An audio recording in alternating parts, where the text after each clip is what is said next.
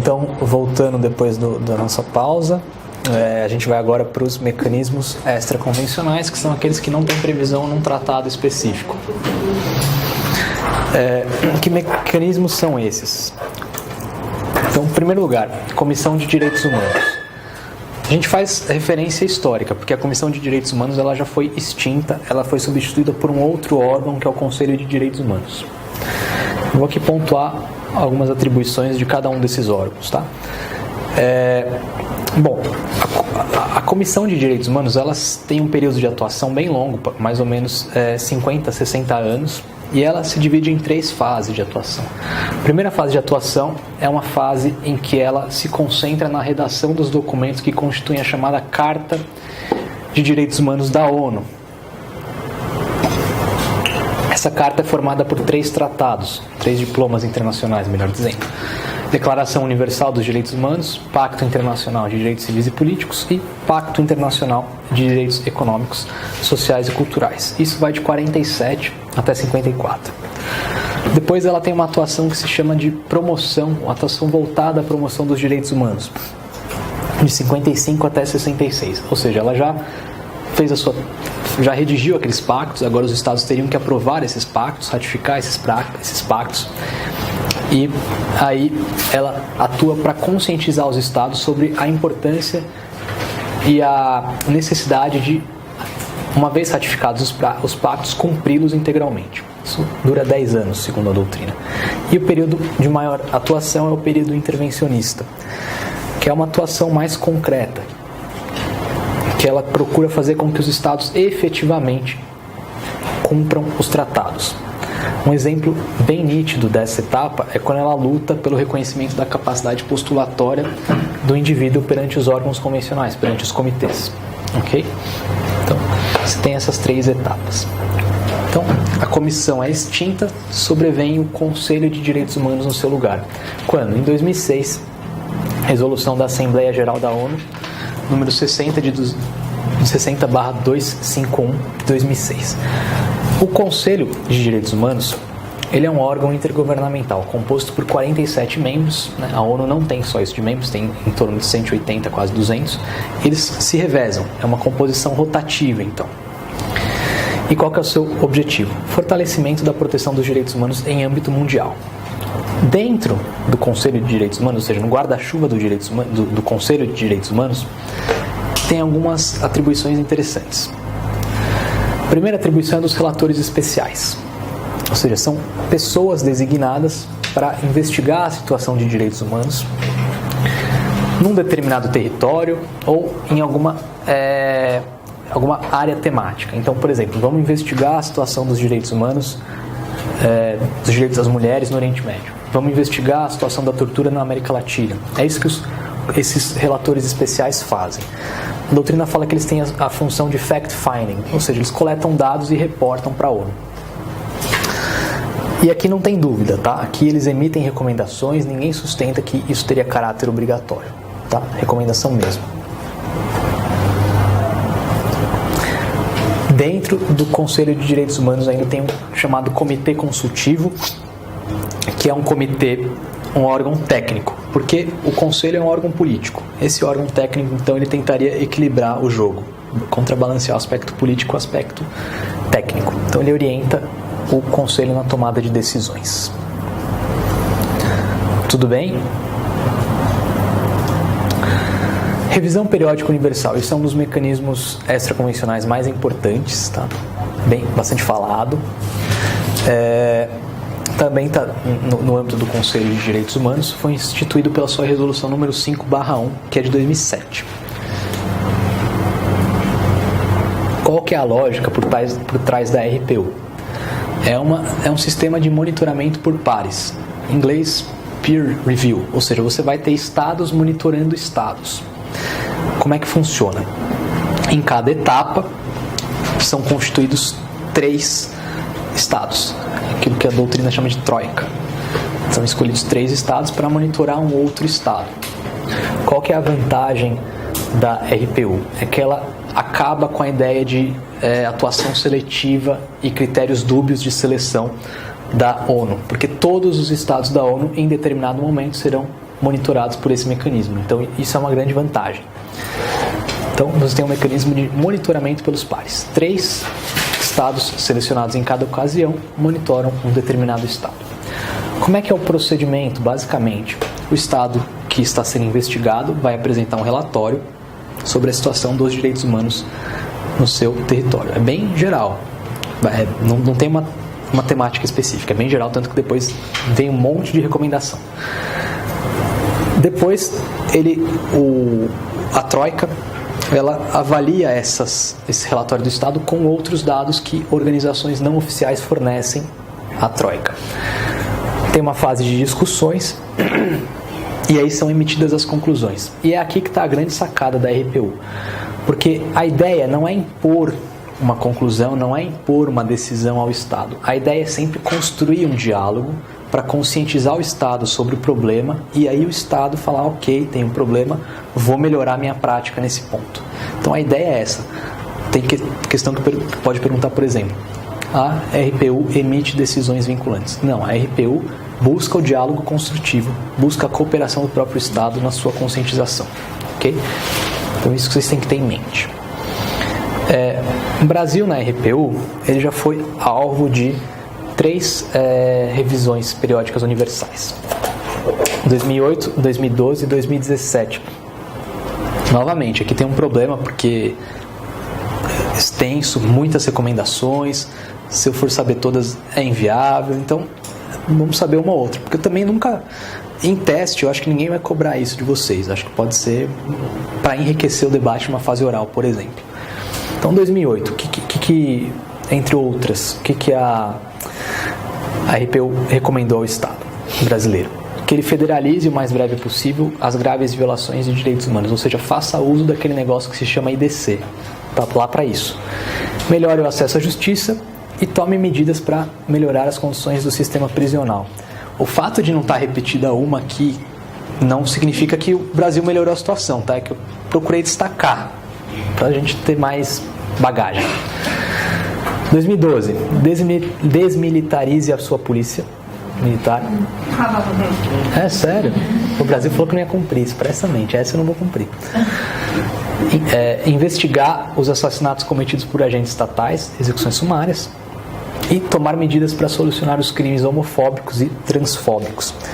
2017, eu não coloquei aqui, mas é bem interessante, a RPU bateu na PEC dos gastos públicos, tá? Falou que o Brasil não deveria aprovar essa PEC, se aprovasse, não deveria ser um óbice à proteção dos direitos humanos.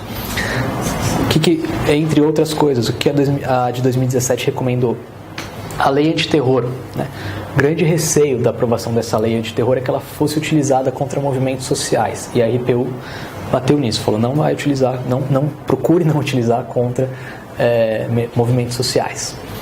E novamente voltou aqui que investigue as violências e os abusos de força policial, que já estava na de 2012, então não melhorou o problema. Tá? Então basicamente é isso. Lembrem-se que a ideia é um mecanismo extraconvencional, a ideia não é impor uma solução ao Estado, é propor recomendações, um diálogo construtivo para que o Estado se conscientize e ele próprio acate aquelas conclusões. Tá? Instituição Nacional de Direitos Humanos.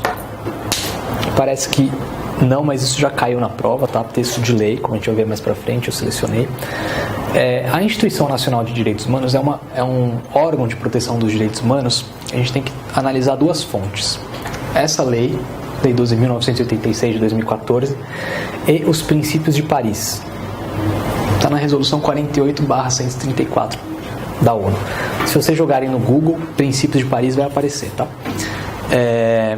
Não tem aqui também, tá? Não tem aqui. O que é uma instituição nacional de direitos humanos? É um órgão público de composição plural, ou seja, composto por membros da sociedade civil e por representantes do Estado que assumem o encargo de promover, de proteger os direitos humanos com atuação independente, livre, no território do Estado. É isso. Então, o Estado constitui um órgão que faz isso. A grande questão, a grande sacada aqui é comparar a lei com os princípios de Paris e verificar se o Estado incorporou a normativa internacional ou não. Então, a Lei 12.986, ela faz o seguinte: tinha um órgão que se chamava Conselho de Defesa dos Direitos da Pessoa Humana, e essa lei converte esse órgão no Conselho Nacional dos Direitos Humanos. Justamente para quê? Para tentar incorporar no Brasil os princípios de Paris. Atribui então essa lei ao Conselho Nacional de Direitos Humanos algumas funções, né? Principal função: defesa e proteção dos direitos humanos. De que forma? Ações protetivas, preventivas, sancionadoras e reparadoras. Para isso, ele atribui prerrogativas e a possibilidade de aplicar algumas sanções. Quais são as prerrogativas? O Conselho pode requisitar informações e documentos que ele julgue necessária a sua atuação. Requisitar, tá? Então, não é requerimento, é requisitar. Requisitar também força policial.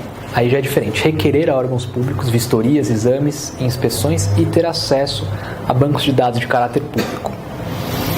As sanções, é aqui que vocês vão ter que tomar cuidado, porque pode ter uma confusão. Sanções. Lembrando sempre que as sanções têm caráter autônomo, pode aplicar uma ou duas, sempre cumulativamente ou não, de acordo com a gravidade do fato. É aqui que pega. O que ele pode aplicar? Advertência, censura e recomendação. Pode recomendar que o sujeito seja afastado do seu cargo público, do seu emprego, da sua função, ou que o órgão, ou uma ONG, por exemplo, deixe de receber subvenção pública. Então, ele pode recomendar isso. Então, por exemplo, o Ministério da Justiça tem um determinado servidor, ou então ele atribui uma subvenção a uma ONG, e essa ONG não está atuando adequadamente. O Conselho poderia fazer o quê? Poderia cortar esse recurso? Não, ele poderia recomendar para que o recurso seja cortado. Ele não pode adotar isso imediatamente, tá? Então, só recomendação para que seja feita o corte. Composição do Conselho. O Conselho ele é composto de forma paritária. Lembra, era composição plural, aqui não tem problema, foi atendida a ideia de composição plural. 2 membros, tá? E aí ele divide entre membros representantes da sociedade civil e membros representantes do Estado. Quem são os membros da sociedade civil? Vão ser designados pelo presidente, pelo chefe, pelos ministros de determinadas instituições. Aqui tem que dar uma lida na lei e ver, mas também nunca foi cobrado. O ministro da Justiça indica quem? O ministro da Previdência Social indica quem? Não, isso nunca foi cobrado. O que vocês têm que saber é que a composição é plural e paritária, tá? E na categoria de representantes da sociedade civil, tem 3 categorias. Os indicados pela OAB, os indicados pelo Conselho Nacional dos Procuradores Gerais dos Estados e da União e os indicados pela sociedade civil.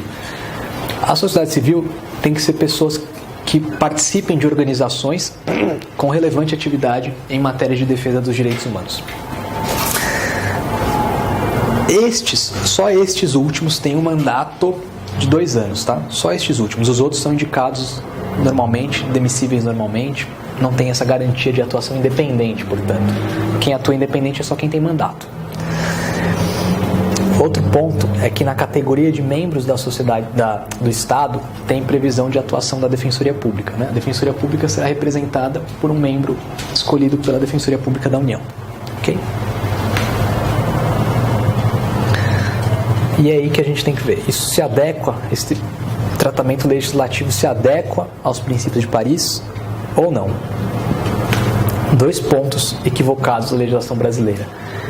Em primeiro lugar, ela não assegura uma atuação independente aos membros. E por que não assegura? Porque apenas 2 membros têm os mandatos de 2 anos, que são os membros escolhidos a título de representantes da sociedade civil. Os outros não têm, então eles não podem atuar independentemente, podem ser retirados do seu cargo a qualquer momento. Outro ponto que é problemático na legislação se refere à atuação dos representantes governamentais. Então lembra, a Instituição Nacional de Direitos Humanos é uma instituição de composição plural, não tem problema, ela tem que ser composta por representantes do Estado, mas os representantes do Estado não deveriam assumir as funções de deliberação, não deveriam ter poder de deliberar, apenas seriam consultados. E a legislação permite isso, permite que eles atuem, deliberem na tomada de decisões. Então, conclusão, a nossa legislação, embora bem intencionada, não atendeu aos princípios de Paris, ok? Então, teria que reformar essa legislação. Tanto que na RPU de 2017, o que foi recomendado ao Brasil? Que adeque a legislação nacional aos princípios de Paris. Ok? Ó, vejam como isso poderia ser cobrado. Ah, não, tá mais pra frente, desculpa. A gente vai ver mais pra frente. Um órgão bem interessante é o Tribunal Penal Internacional. Ó, o Tribunal Penal Internacional ele tem uma particularidade que a gente já vai ver mais pra frente. O que acontece? É um órgão dotado de personalidade jurídica de direito internacional, tá? Não faz parte da ONU e ele tem fundamento num tratado específico, Estatuto de Roma. Guardem essa data. O Estatuto de Roma é de 98. O Estatuto de Roma, que é de 98, só entra em vigor nesta data aqui, 1º de julho de 2002. Isso já foi cobrado na Defensoria Pública de São Paulo, tá? A data.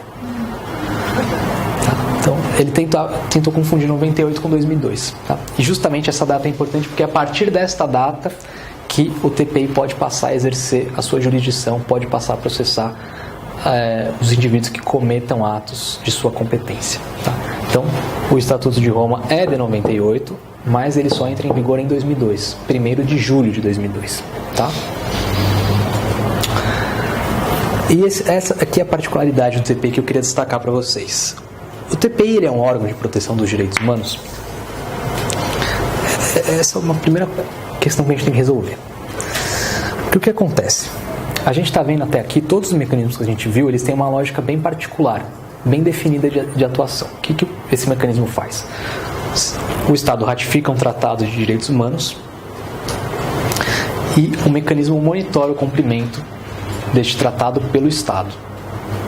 O Estado descumprir o tratado, ele é responsabilizado internacionalmente. Quem é responsabilizado internacionalmente? O Estado. Ok? A lógica do TPI é bem distinta. O TPI não responsabiliza estados, responsabiliza indivíduos. Que indivíduos? Indivíduos que praticaram crimes, que a gente já vai ver quais são, extremamente graves. Então, a lógica do TPI é uma lógica de responsabilização penal internacional, tanto que são processados indivíduos. Isso nos faz indagar. É um mecanismo de proteção dos direitos humanos ou não? Imediatamente não. Porque ele não condena estados, ele não monitora o Estado imediatamente. Mas, ao responsabilizar esses indivíduos, quem que ele responsabiliza? Não é o soldado, é o presidente, é o militar da mais alta patente. Esses são os indivíduos que serão processados perante o TPI. Quando ele faz isso, ele pretende passar uma mensagem muito clara. Olha, essas violações de direitos humanos muito graves não serão impunes, não ficarão impunes na comunidade internacional. E quando ele faz isso, o que ele pretende? Ele pretende criar um ambiente, um terreno fértil, para que surja um novo Estado que promova os direitos humanos. É isso que ele faria. Então ele não protege os direitos humanos de maneira imediata, mas sim assegura de maneira indireta. Ok? Só que a doutrina fala, para quem tiver interesse, está no André de Carvalho Ramos, no Carlos Weiss, o professor Marcos Zilli, da USP também, que é a maior autoridade em matéria de TPI, foi já juiz auxiliar lá no TPI, tá? Então quem tiver interesse eu deixo as referências aqui. Bom, jurisdição do TPI. O TPI, ele exerce uma jurisdição que pode ser acionada em 4 hipóteses. Essas hipóteses são alternativas. Em primeiro lugar, se o crime é cometido no território de um Estado parte. Então o Brasil ratificou o Estatuto de Roma, foi cometido um crime de competência do TPI aqui, o TPI poderia ser acionado. Segunda hipótese, o crime foi praticado por um nacional do Estado parte. Então, um brasileiro praticou um crime no território americano, da competência do TPI. Poderia ser acionado? Poderia ser acionado. Segundo lugar, uma declaração específica de um Estado que não ratificou o Estatuto de Roma, mas que solicite a atuação do TPI. Então, nesse caso, ele também poderia atuar. E a quarta e última hipótese, todas alternativas, tá? Não são requisitos cumulativos, é uma ou outra. A última hipótese é quando você tem uma declaração, melhor, uma adjudicação do caso. O Conselho de Segurança delibera e decide atribuir o caso à competência do TPI. Tá? Exemplo, Líbia. Isso aconteceu na Líbia, está previsto no artigo 13, a linha B do Estatuto de Roma. Então, deliberação do Conselho de Segurança da ONU, atribuindo o caso ao TPI. Tá?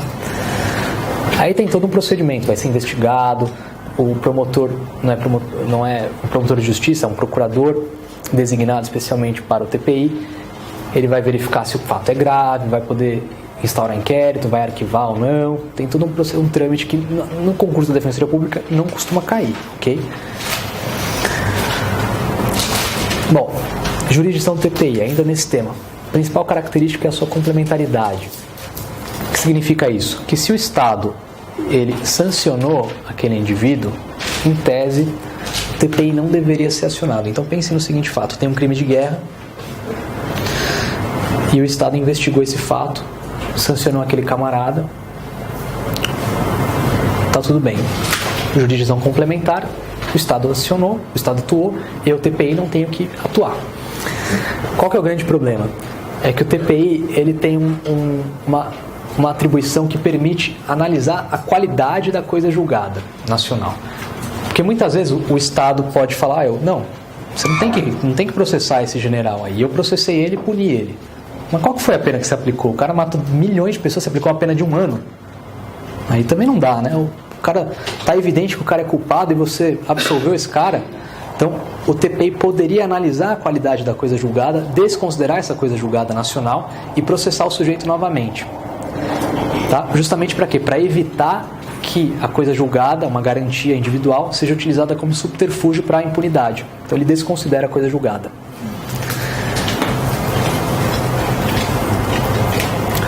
Crime de competência do TPI.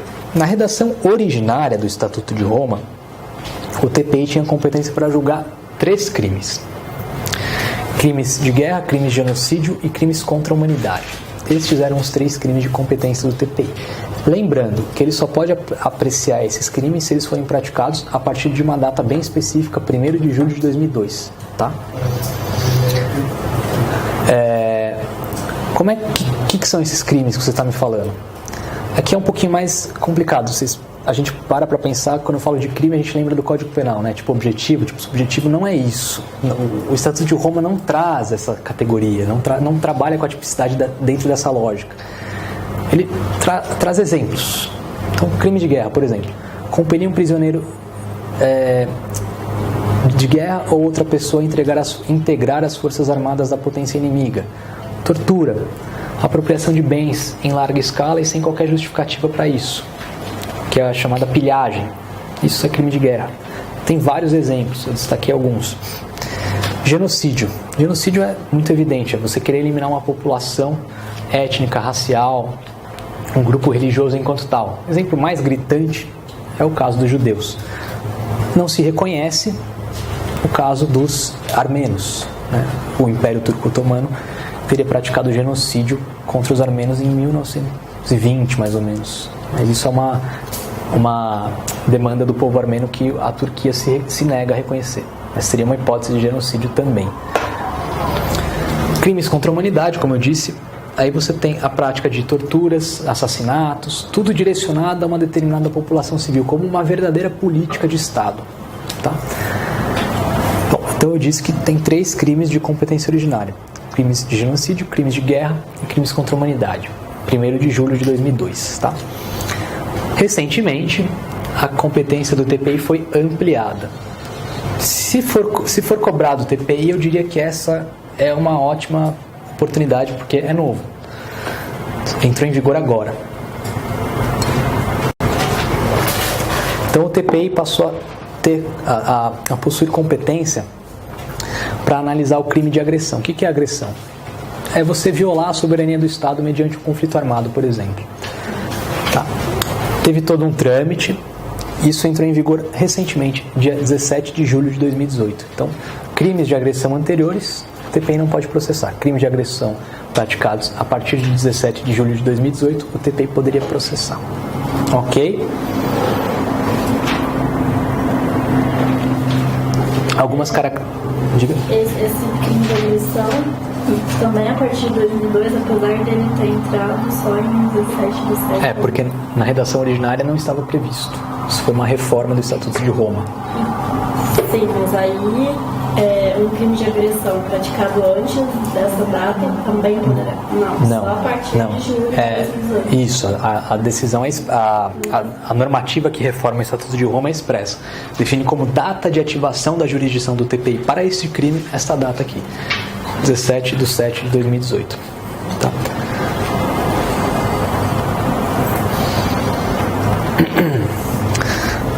Tudo bem até aqui?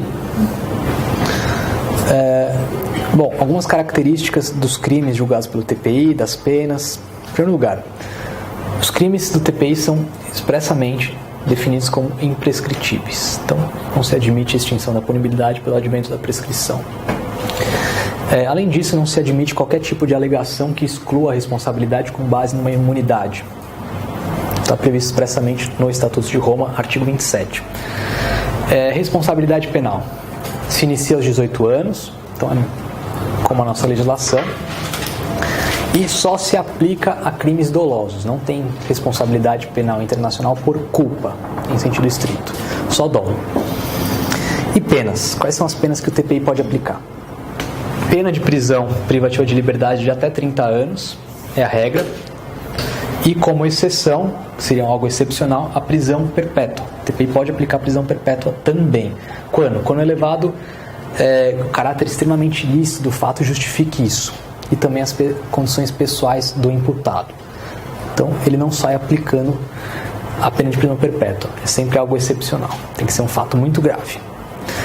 Além de pena privativa de liberdade, é possível aplicar multa e perdimento dos bens decorrentes da prática do crime. Tá? Então, essas são as duas sanções com as quais o TPI pode trabalhar. Bom, e aí surgem alguns questionamentos no que se refere à nossa legislação nacional.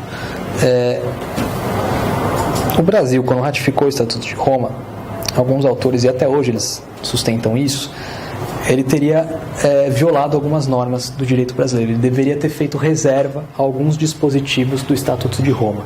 Então, há algumas supostas incompatibilidades entre o Estatuto de Roma e a nossa legislação nacional. São 4 incompatibilidades, a gente vai vê-las em seguida. Vamos apresentar os argumentos e os contra-argumentos. Tá? Lembrando sempre que, na dúvida, existe um parâmetro interpretativo para essa antinomia, essa suposta antinomia. Este é o nosso parâmetro interpretativo. Não devemos adotar uma interpretação que inviabilize o pleno funcionamento do TPI. Por que não? Porque existem 3 dispositivos na Constituição que nos guiam, nos direcionam a esse entendimento. Em primeiro lugar, o artigo 4º, inciso 2, prevalência dos direitos humanos nas relações internacionais. Em segundo lugar, o artigo 5º, parágrafo 4º, que foi introduzido pela emenda 45 de 2004. O Brasil se submeterá à jurisdição de TPI, de Tribunal Internacional, a cuja criação ele tenha manifestado adesão. E um artigo que muitos de nós esquecemos, está lá no ADCT, isso é importante também. O Brasil propugnará pela formação de um tribunal internacional. Então, esses 3 dispositivos demonstram que o Brasil sempre teve a intenção de criar um órgão internacional com essa competência, então ele deve se submeter à sua jurisdição integralmente. Sempre devemos interpretar o Estatuto de Roma de modo a funcionar integralmente, ok? Bom, primeira suposta incompatibilidade. A possibilidade de desconsideração da coisa julgada nacional pelo TPI. Né? Como eu falei, a coisa julgada nacional pode ser avaliada pelo TPI. O TPI pode desconsiderá-la sempre que ela seja utilizada para camuflar a impunidade. Isso violaria, segundo alguns, a garantia do bis in idem, porque na prática você está submetendo aquele indivíduo a um julgamento pelo mesmo fato. 2 julgamentos pelo mesmo fato. Como é que se rebate isso, segundo alguns autores? Concordem ou não, esse é o argumento.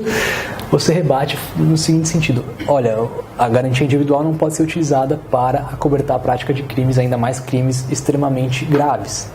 Então, você não tem nenhum problema que o TPI desconsidere essa coisa julgada. Ele está fazendo isso para quê? Para assegurar a prevalência dos direitos humanos em âmbito internacional.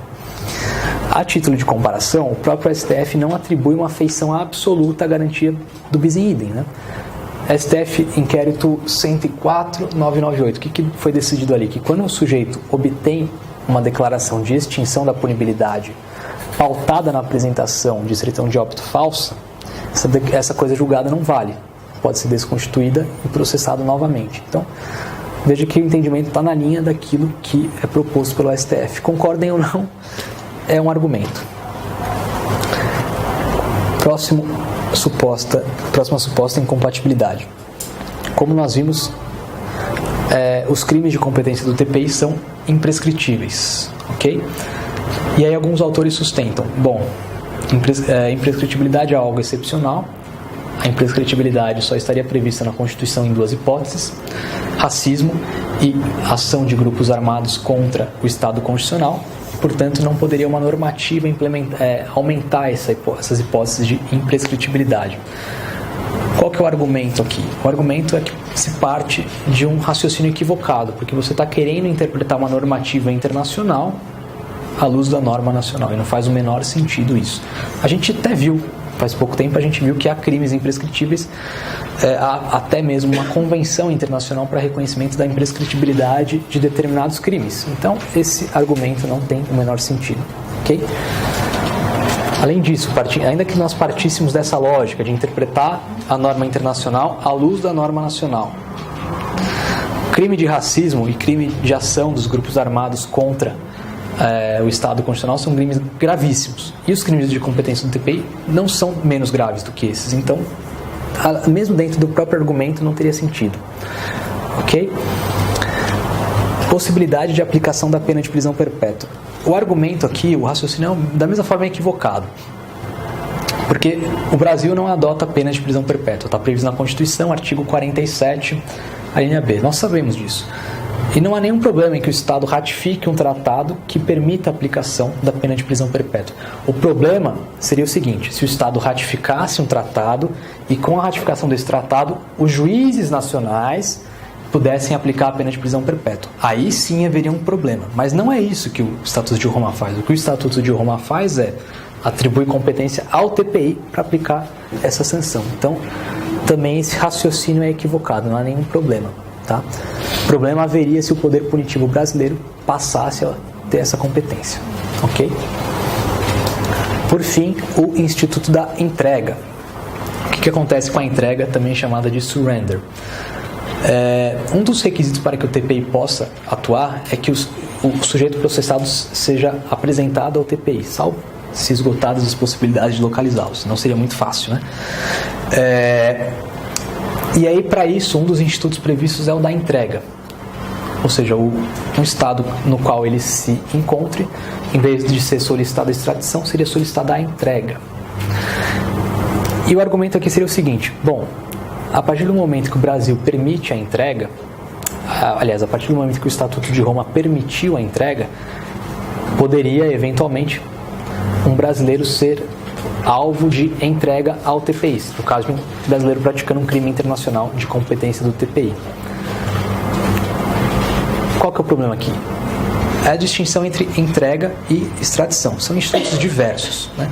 Extradição na Constituição, ela está prevista em dois dispositivos que falam o seguinte: brasileiros natos não serão extraditados.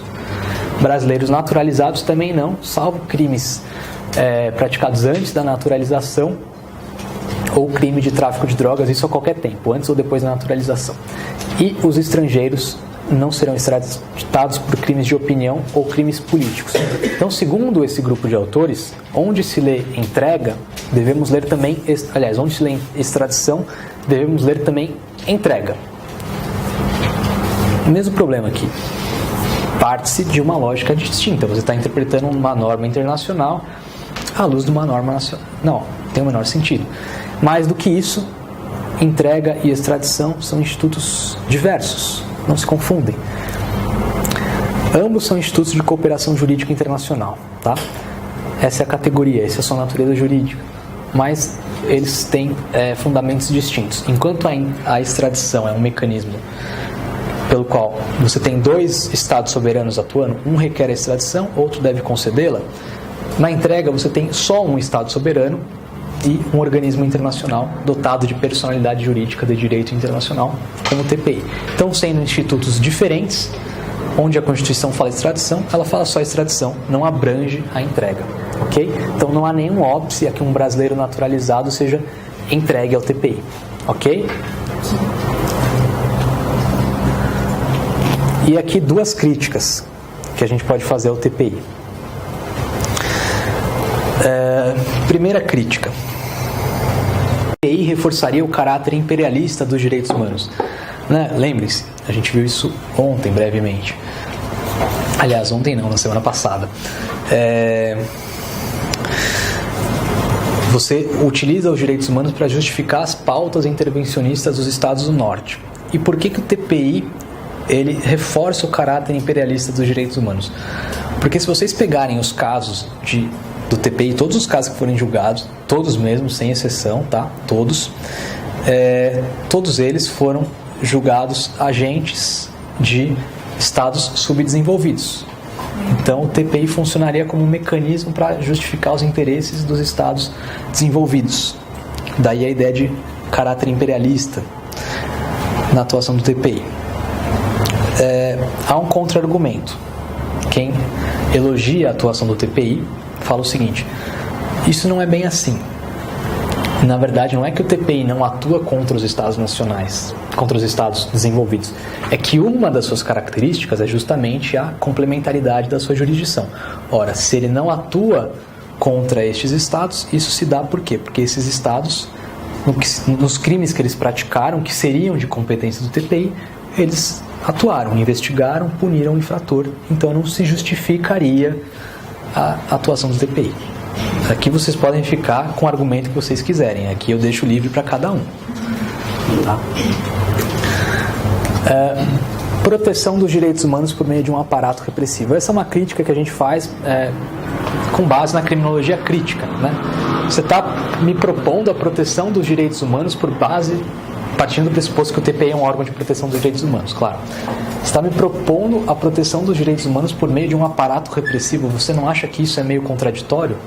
Direitos humanos não se compatibilizam com o poder punitivo. O poder punitivo viola estruturalmente os direitos humanos. Então esse seria o segundo problema, a segunda crítica ao TPI. Como é que a gente pode contra-argumentar? Ora, o direito penal é a última ratio. Todos esses fatos que são de competência do TPI são fatos que não poderiam ser objeto de controle eficaz por outros setores do direito. Então, necessariamente o direito penal teria que ser utilizado. Última ratio, o princípio da fragmentariedade e da subsidiariedade do direito penal. Aí, novamente, eu deixo aqui para a reflexão de vocês. Tá? Conheçam os argumentos. Bom, como é que isso pode ser cobrado? Como é que esses mecanismos de proteção dos direitos humanos eles poderiam ser cobrados nas provas da Defensoria Pública? Uma possibilidade é essa. O legislador ele dá um mecanismo, faz referência a um determinado mecanismo e você tem que saber quais são as competências desse mecanismo. Ok? Então, Lei 12.986, essa questão foi retirada da Defensoria Pública de Santa Catarina. A Lei 12.986 criou o Conselho Nacional dos Direitos Humanos, CNDH, a qual afirma, né? Então lembra, princípio de Paris, Instituição Nacional de Direitos Humanos, é isso que a questão versa, especificamente sobre a lei. E se ele colocou a lei aqui, isso significa que o fundamento da sua resposta vai ter que estar na lei, não vem querer justificar com o que fala a doutrina ou a jurisprudência, tá? Vamos lá, o Conselho pode suspender o repasse de verbas, auxílios ou subvenções a entidades comprovadamente responsáveis por condutas ou situações contrárias aos direitos humanos. Ele pode suspender isso? Não, ele tem competência para recomendar, não para suspender. Então está errado. O Conselho tem atribuição de realizar ou determinar diligências investigatórias, inclusive inspeções, e tomar depoimentos de autoridades ou agentes federais, estaduais ou municipais. Ele pode requisitar documentos, ele pode requerer o acesso a bancos de dados, ele pode requisitar força policial. Essa atribuição que está arrolada aqui não está prevista na lei, então ele não pode fazer. C. O Conselho não terá poder de requisição e, sempre que necessário, solicitará a requisição ao Ministro da Justiça. Errado, ele tem poder de requisição e não necessita da intervenção do Ministro da Justiça. O CONDEG é o Conselho de Defensores Públicos Gerais, terá assento permanente no Conselho Nacional de Direitos Humanos? Não, a gente viu que não. Não é um dos órgãos que o compõe. E, finalmente, alternativa E, as defensorias públicas estarão presentes através de um membro da Defensoria Pública da União. Seria essa assertiva. A mais fácil, né? E justo a última. Então, quando vocês estão desesperados e não sabem, de repente começa pela última, às vezes ajuda. Tá? Então é essa, a alternativa E, a DPU, que indica um membro. Bom, a gente já está mais próximo do tema que eu acho que é o tema que sempre vai cair na sua prova, que é o do procedimento no sistema interamericano. Ou seja, a gente tem que saber como é que submete um caso à apreciação da Comissão e da Corte Interamericana de Direitos Humanos e qual é a jurisprudência da Corte. Antes de adentrar nesse tema, que é o tema que eu acho que eu acho que vou ter que dar mais uma aula sobre isso, não quero esgotar esse tema hoje, vamos introduzir só. Antes de estudar isso, a gente tem que fazer uma breve abordagem aqui da Carta Africana. A Carta Africana, ela daria origem a um novo sistema de proteção dos direitos humanos, que é o sistema africano. A gente tem o europeu, o mundial, ONU, o interamericano, OEA, e o da Carta Africana, Sistema Africano de Proteção dos Direitos Humanos. Foi inserido, salvo engano, no último edital da Defensoria Pública, né, do concurso mais recente, o 7º concurso. Se eu não me engano, era novidade na época. Tá? Mas não foi cobrado. Tá? Novamente, não tem aqui no nosso diplominha, tá? Tem que imprimir se vocês quiserem ler lá. O que a gente tem que saber? A gente tem que saber uma outra coisinha aqui, porque não foi cobrado, então não vale a pena dar muito destaque aqui. Tá? Então, em primeiro lugar, a gente tem que saber o contexto de surgimento da Carta Africana. A Carta Africana, ela é uma carta revolucionária, vamos dizer assim, porque ela surge numa ideia de luta contra o neocolonialismo na África. Então ela promove uma solidariedade do povo africano justamente para acabar com o neocolonialismo. Vocês podem ver isso no preâmbulo, no artigo 20 fica muito evidente isso. O item 2 aqui, os povos colonizados ou oprimidos têm o direito de se libertar. Então a ideia é essa, libertar a África do neocolonialismo. Tá? É aí que surge a Carta Africana. Um outro ponto que eu acho que a Carta Africana é muito avançada é no reconhecimento do caráter unitário dos direitos. Então, na semana passada a gente viu que uma das características dos direitos humanos é a sua interdependência, a sua indivisibilidade. Então a gente não pode ler os direitos humanos em categorias, a gente tem que sempre compreendê-los como um todo. E a carta ela é expressa nesse sentido, né? O preâmbulo deixa isso muito evidente. Está aqui, Os direitos civis e políticos são indissociáveis dos direitos econômicos, sociais e culturais. Então ela reconhece nitidamente o caráter unitário. Tanto é assim que, se vocês pegarem a primeira parte da carta, ela se estrutura em 2 capítulos. Capítulo 1, direitos, ponto. Capítulo 2, deveres. Então não tem essa separação em direitos econômicos, sociais, culturais e direitos civis e políticos. Então, muito mais avançada a carta nesse ponto. Importante que a gente saiba também qual que é o mecanismo de monitoramento da Carta Africana. Na redação originária tinha um órgão que era a Comissão Africana. Com a reforma da Carta Africana foi introduzido um novo órgão que é o Tribunal Africano. Com isso, a Carta Africana, o sistema africano se aproximou muito do sistema interamericano, né? Como a gente vai ver adequadamente, oportunamente, você tem duas instâncias no sistema interamericano. Primeiro a Comissão Interamericana, depois a Corte. A lógica da Carta Africana passou a ser a mesma, tá? Então, a Comissão Africana ela foi introduzida originariamente na Carta Africana, 11 membros, mandatos de 6 anos, permitida uma reeleição. Quórum para deliberações é de 7 membros e, ocorrendo empate, prevalece a orientação do presidente. Tá? Parece besta isso, mas já foi cobrado no concurso de Defensoria Pública o mandato dos membros da comissão, da corte. Então, sei que é chato, mas tem que ter isso em mente. Tá? E a composição é plural, não pode ter mais de um nacional do mesmo estado. Então, 11 membros, mandatos de 6 anos. Atribuições. A Comissão Africana ela assume algumas atribuições. Promover os direitos humanos e assegurar a sua proteção no território africano, interpretar a Carta Africana de Direitos Humanos,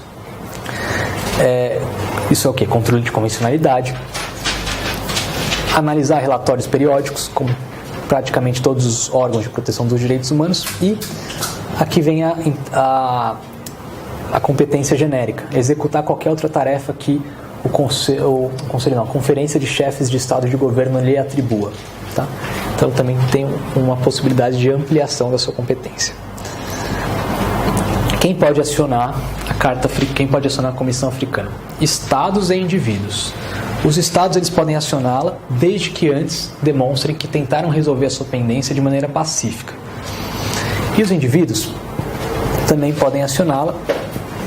Nesse caso, quais são os requisitos de admissibilidade? Qualificação do peticionário, descrição do fato, e aqui que eu queria chamar a atenção.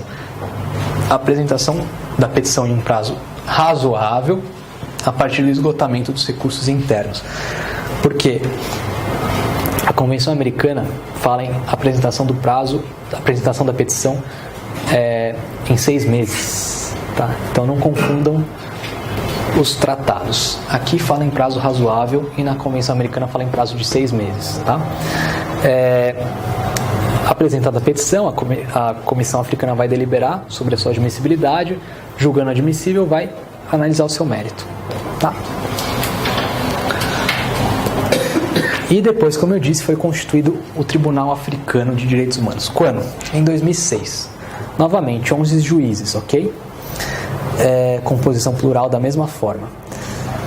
Bom, o Tribunal Africano, como eu disse, ele se aproxima muito da Corte Interamericana. Então, ele, incontestavelmente, emite decisões vinculantes e isso não tem como contestar.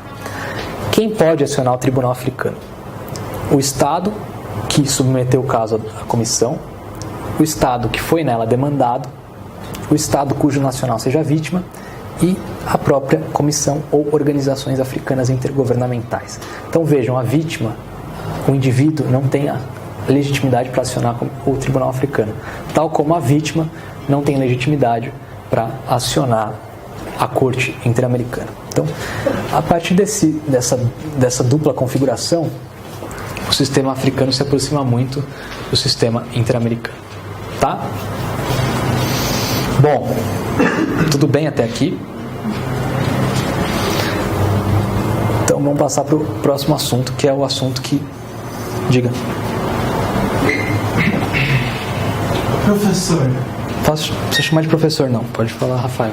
Rafael, você disse que existe a Carta Africana dos Direitos Humanos e dos Povos, etc., a OEA, em relação a países do Oriente Médio e países muçulmanos. Alguns autores falam que existiria um sistema de proteção dos direitos humanos também, mas isso não está muito pacífico na doutrina. Tá? Obrigado. Nada.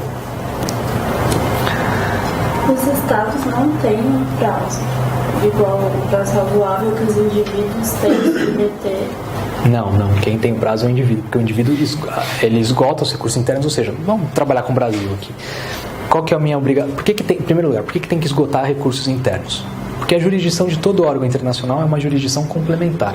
Ou seja, qual que é a mensagem que o tratado está querendo passar para o Estado? Você é o agente primário, o responsável primário pela proteção desses direitos que estão previstos aqui. Se você fizer a sua lição de casa, eu não vou atuar. Então, esgote, por isso que o sujeito tem que esgotar os recursos internos. Tá? Quem tem que esgotar os recursos internos é a vítima, ou os seus familiares, né? Porque às vezes a vítima pode ter morrido. Então essa é a mensagem que quer ser passada. Até porque não teria muito sentido o Estado esgotar recursos internos, porque como é que um Estado vai demandar outro Estado perante o próprio Estado? Então ele entra em contato com o Estado, fala, você está violando direitos aqui, vamos tentar entrar num acordo, mude suas práticas, meus nacionais estão migrando para o seu território, você está detendo esses nacionais irregularmente, né? Você tem que adotar uma outra abordagem dessas pessoas. O Estado vai falar, não vou, tal, e aí ele tem a legitimidade para acionar a Comissão Africana. Ok? Então, procedimento no Sistema Interamericano de Direitos Humanos. Quando a gente fala em procedimento no Sistema Interamericano, tem 3 aspectos preliminares que a gente tem que ter em mente. Em primeiro lugar, esse procedimento ele é um procedimento bifásico. Ele é composto então de 2 etapas. Uma etapa perante a Comissão Interamericana e uma etapa perante a Corte Interamericana. A primeira etapa da comissão é chamada de etapa obrigatória, porque eu tenho que necessariamente submeter um caso à comissão. Então, necessariamente, obrigatório. A segunda etapa é designada de etapa eventual. Por que eventual? Porque nem todo caso que chega na comissão necessariamente vai chegar à corte. 2 motivos. Em primeiro lugar, porque a comissão pode ter solucionado o caso. Então não tem sentido acionar a corte. Em segundo lugar, porque o Estado demandado pode não ter reconhecido a competência da corte. E aí não teria como esse Estado ser processado perante a corte. Então, primeiro aspecto preliminar, procedimento bifásico, etapa obrigatória, etapa eventual. Tá? Em segundo lugar, a gente vai começar pela análise da comissão. A comissão, ela é um órgão da OEA. Tá? Ela está prevista no Pacto de São José da Costa Rica, a Convenção sobre Direitos Humanos, ela está. Mas antes disso, ela é um órgão da OEA. Ela já estava prevista anteriormente. Isso é importante porque significa que a comissão, somente a comissão, pode atuar em face de estados que não ratificaram o Pacto de São José da Costa Rica. Então, por exemplo, Estados Unidos, Canadá, eles podem ser demandados perante a comissão. Porque a comissão é órgão da OEA. Antes de ser um órgão do Pacto de São José, é um órgão da OEA. Ok? E por último lugar, o último aspecto preliminar é no que se refere ao polo passivo. Quem ocupa o polo passivo do procedimento interamericano? Sempre, invariavelmente, em todos os casos, nunca é diferente, é o Estado. Tá? Estado. Então, já vi gente falando aí, porque o Pinochet foi processado pela Comissão Interamericana. Não, o Pinochet não pode ser processado pela Comissão Interamericana. Não dá, não tem como, ele não tem legitimidade para isso. Só os Estados, tá? O regime do Pinochet foi alvo de ação perante a comissão? Foi. O regime, o Estado do Peru, portanto. Mas não o Pinochet. Tá? Não, Pinochet... Eu estou confundindo com o Fujimori. Fujimori, desculpa. Verdade. Pinochet é o Chile, confundi com o Fujimori. Porque tem toda uma... Fujimori chegou a quase denunciar a Convenção Americana porque ela começou a questionar os massacres de direitos humanos que aconteciam no período que ele era ditador lá. Então deu todo um problema, confundi. Desculpa, obrigado pela correção. Fujimori é Peru. Bom, uma coisa chata que a gente tem que saber é a composição da Comissão Interamericana. 7 membros, mandato de 4 anos, admitida uma reeleição. A gente vai ver isso melhor depois, mas já tenho em mente. A Corte Interamericana são 6 anos o mandato. Tá? 7 membros também, mas 6 anos. Ambos admitem reeleição. Como é que o sujeito vira membro da comissão? O Estado indica, e aí tem uma eleição. Cada Estado pode indicar até 3 candidatos. Hoje em dia, por exemplo, do nosso Estado, temos um membro lá, que é a Flávia Piovesan. Tá? Então, cada Estado pode indicar 3 membros. Pode indicar. Se o Estado quiser indicar um só, não tem problema. Se o Estado quiser indicar 2, não tem problema. Se o Estado quiser indicar 3, aí ele tem uma limitação. Um desses indivíduos não pode ser nacional desse Estado indicante. Então, se o Brasil resolver indicar 3 membros, um necessariamente tem que ser argentino, por exemplo. 2 tem que ser uruguaios, um pode ser brasileiro, mas necessariamente um não pode ser membro, não pode ser nacional do Brasil. Ok? Requisito genérico, tal como STF. Pessoas da mais alta autoridade moral e reconhecido saber em matéria de direitos humanos. Restrição da composição. Necessariamente tem que ser uma composição plural, então não pode ter mais de um nacional do mesmo Estado. Então não pode, desses 7, 2 não podem ser brasileiros, 2 não podem ser argentinos. Tem que ser uma composição plural, tá bom?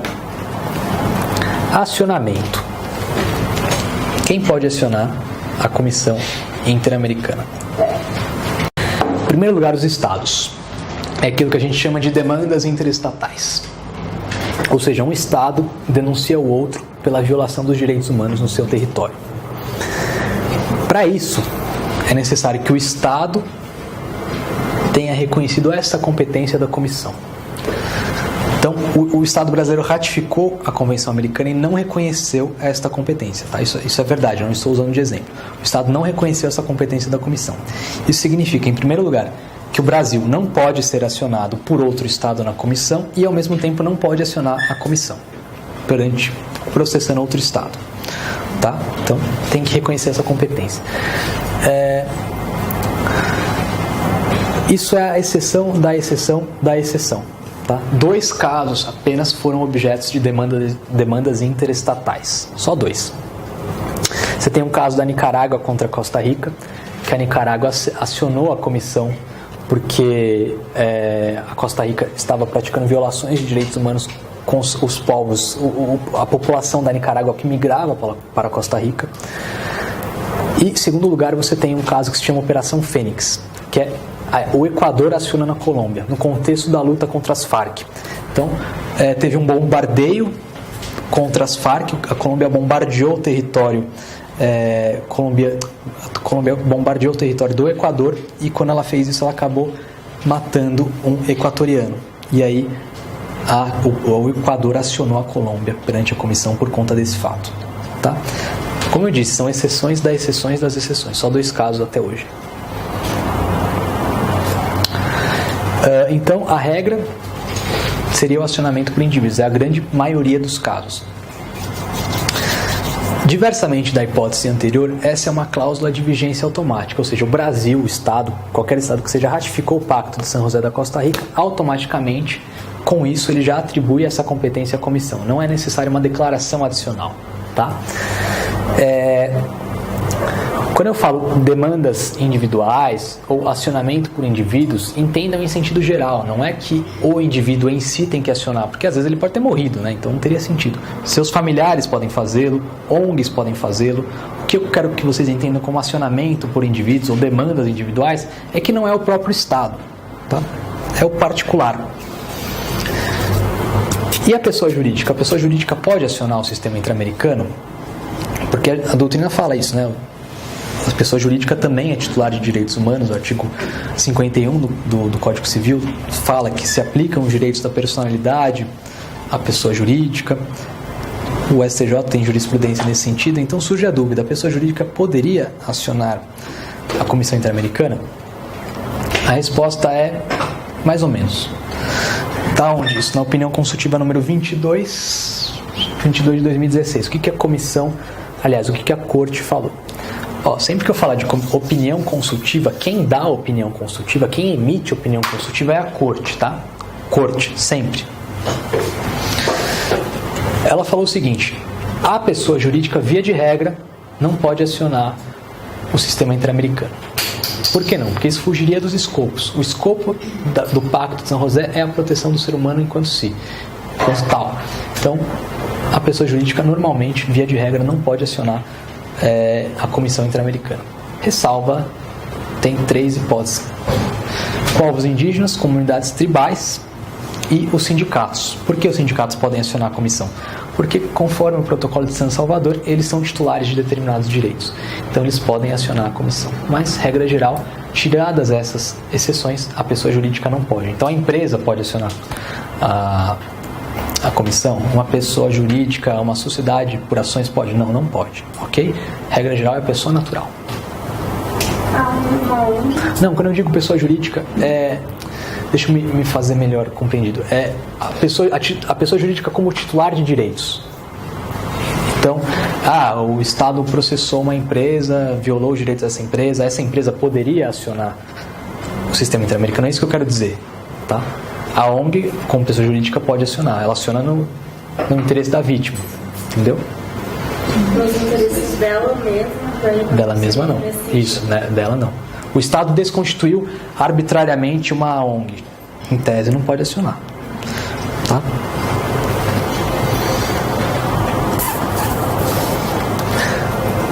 Especificamente para nós, o acionamento pela Defensoria Pública. A Defensoria Pública, ela também aciona os sistemas internacionais de proteção dos direitos humanos, Comissão Interamericana, os órgãos da ONU, pode acionar normalmente. Faz nos interesses da vítima. Tem 2 dispositivos que a gente tem que saber aqui. Em primeiro lugar, a Lei Orgânica da Defensoria Pública, Lei Complementar 80 de 94, arrola isso como uma atribuição, uma função institucional do defensor público. Para nós que somos de São Paulo, da mesma forma, nós temos uma lei orgânica também, que é a Lei 988 de 2006, que não tem no Vadmecum, tá? Então tem que imprimir para levar na segunda fase. Onde que está previsto o acionamento dos órgãos internacionais pelos defensores públicos do Estado de São Paulo? Artigo 51, inciso 4, como uma atribuição institucional individual, e no artigo 53, inciso 7, aí ele já trata dos núcleos especializados. Os núcleos especializados, eles fariam a coordenação do acionamento, tá? Então você tem essa atuação conjunta. Tudo bem até aqui? Juízo de admissibilidade. Então, a pessoa foi vítima de violação dos direitos humanos, ela vai acionar a Comissão Interamericana. Qual que é o primeiro passo? Vou falar isso aqui bem entre aspas, tá? Não escrevam isso na prova. É como se fosse um recurso. Qual que é o juízo que se faz de um recurso? O juízo de admissibilidade. Eu vou analisar a admissibilidade da petição. Conheço o recurso que eu faço, vou dar ou negar o provimento. Então, a ideia aqui é a mesma coisa, só que não é um recurso, tá? Mas a lógica é a mesma. Você tem esse juízo dividido: admissibilidade e mérito, tá? Então, 3 requisitos para acionar a Comissão Interamericana. O mais difícil primeiro: apresentação da petição no prazo de 6 meses, a partir do esgotamento dos recursos internos. Então, o sujeito que quer acionar a Comissão Interamericana, ele tem que utilizar todos os instrumentos do Estado que estejam à sua disposição. Em termos práticos, eu tenho que ir até o STF, tá? Regra geral. Esgotei os recursos internos. O que eu faço? Tenho prazo de 6 meses para apresentar o meu caso à Comissão Interamericana. 6 meses. Mas, algumas situações não se exige esse esgotamento dos recursos internos. Lembrando sempre que a Corte Interamericana faz uma interpretação restritiva dessa exigência. Então, sempre que possível, ela privilegia o acesso do indivíduo, tá? Então, quais são as hipóteses de inaplicabilidade? Isso está previsto no artigo 46.2 da Convenção Americana. Inexistência de um processo adequado para a tutela. Então, eu precisaria de um exemplo idiota aqui, eu precisaria de um habeas corpus. O Estado não tem habeas corpus. Não precisaria esgotar os recursos internos. Impossibilidade de esgotamento dos recursos internos. Como a gente vai ver, a Corte especificou isso, mas adiantando.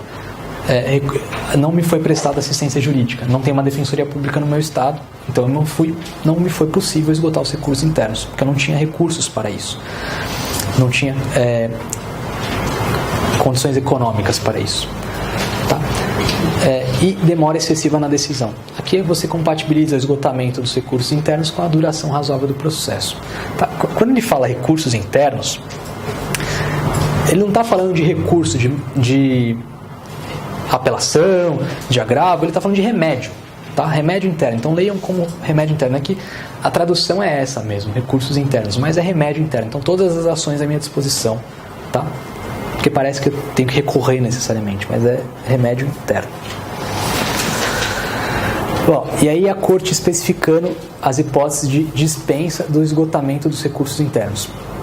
Opinião consultiva número 11 de 90, a Corte falou que uma das hipóteses em que o sujeito não é obrigado a esgotar os recursos internos se dá quando não fala em defensoria pública, mas se dá quando não foi prestada assistência jurídica a esse indivíduo. Ele não tinha meios econômicos para esgotar os recursos internos e por isso ele não conseguiu chegar até a última instância do seu país. Tá? Então, falando em outras palavras, o Estado deveria estruturar uma defensoria pública para que os sujeitos possam esgotar, a população vulnerável possa esgotar os recursos internos. Tá? Caberia ao Estado, então, provar a disponibilidade dos recursos pela vítima e o requerente poderia demonstrar, uma vez que o Estado demonstrou isso, o requerente teria a contraprova de demonstrar que ele que tem outras hipóteses de dispensa, ou seja, que ainda que teria esgotado os recursos, eu não esgotei, se aplica de outra forma o artigo 46.2, melhor dizendo. Tá? Ainda de acordo com a Corte, também não se exige o esgotamento dos recursos dos remédios, quando aquele remédio é inidôneo ou inútil. Então, por exemplo, eu estou pleiteando uma coisa perante o judiciário e é uniforme, é pacífico o entendimento contra a minha pretensão. Vai ser só uma perda de tempo. Nesse caso, eu não precisaria esgotar os recursos internos. Tudo bem? Poderia ir diretamente para a comissão. Outros 2 requisitos. Então, a gente viu o esgotamento dos recursos internos, a apresentação da petição, então, num prazo de 6 meses a partir disso. Não configuração da litispendência ou da coisa julgada internacional. Então, se o caso já foi apreciado pela corte, pela comissão, não pode ser apreciado novamente. Se o indivíduo fez uma opção, por exemplo, ele acionou o Comitê de Direitos Humanos, tem litispendência internacional nesse caso, ele não pode fazer uso da comissão agora. Então, um caso prático, o caso do Lula. O Lula poderia ter acionado a comissão ou poderia ter acionado o comitê. Ele decidiu por acionar o comitê. Então, esse caso do Lula não pode ser apreciado pela comissão. Tá? Qualificação do peticionário. Então, ele vai se qualificar e vai descrever o caso. Então, são esses 3 requisitos. A petição deve estar em inglês? Não. Depois, quem tiver interesse pode entrar lá a língua oficial é a OEA, tem espanhol, inglês, também usa o português, tá? Tem na abinha da OEA lá, depois joguem no Google OEA, Comissão Interamericana, vocês vão ver o site oficial e tem uma aba lá que fala submissão de casos à comissão. Então descreve o procedimento, descreve a forma de acionar. Não precisa ser em inglês. O indivíduo, então, ele pode alegar no fato constitutivo que ele não tem recurso. Isso. O Estado no fato impeditivo. Impeditivo ou extintivo, né? Isso. Direito. Aí volta para o indivíduo, ele fala, olha, tudo bem, eu até tinha recursos, mas eu até tinha meios econômicos para esgotar, mas o recurso era inidôneo. O meu remédio era inidôneo. Nem faria sentido que eu esgotasse, por exemplo. Entendeu?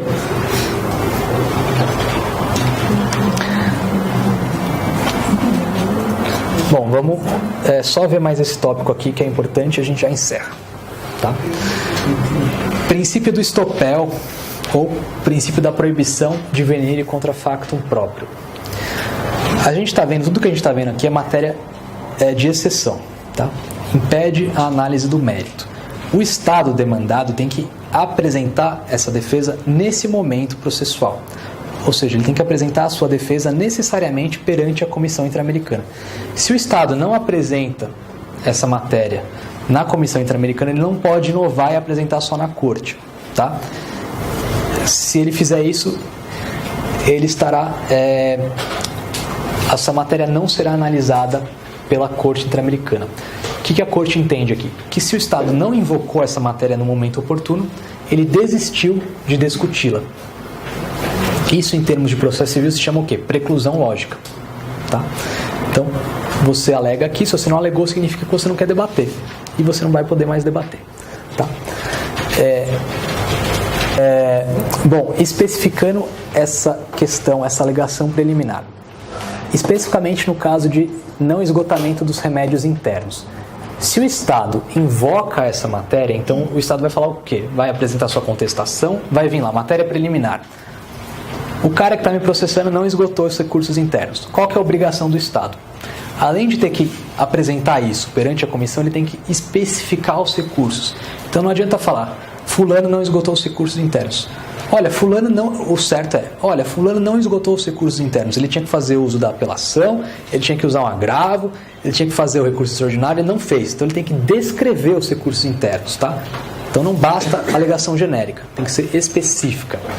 Onde está previsto isso? Entre outros casos, caso González Luís versus Equador, e recentemente também no caso do povo Chucuru versus Brasil, caso recente também. Tá? Então não basta e aí vamos pensar o seguinte, vamos supor que o Estado tenha feito essa alegação genérica na comissão. Fulano não esgotou os recursos internos, só falou isso. Aí vem na corte e quer especificar. Poderia fazer? Não pode. Ele tem que alegar ali na comissão e especificar na comissão, tá bom? Então não pode inovar na causa. Inadmissibilidade. Se a comissão entende que não é o caso de apreciar o mérito, ou seja, não estão presentes aqueles requisitos de admissibilidade, denega a petição. Acabou aqui a discussão, não pode entrar no mérito, ok? É como recurso. Não conhecido? Acabou, não vou analisar provimento ou improvimento, tá? Isso está onde? Na opinião consultiva número 13 de 93. Então, entendeu pela inadmissibilidade da petição, porque ausentes os requisitos de admissibilidade, encerra aqui o procedimento, não analisa o mérito. Tá? Eu vou encerrar por aqui. Eu trouxe uma questão, mas acho que a gente pode voltar dessa questão na próxima aula para a gente ver se a gente entendeu bem esses pontos. Tá bom? Obrigado, gente. Obrigada a você.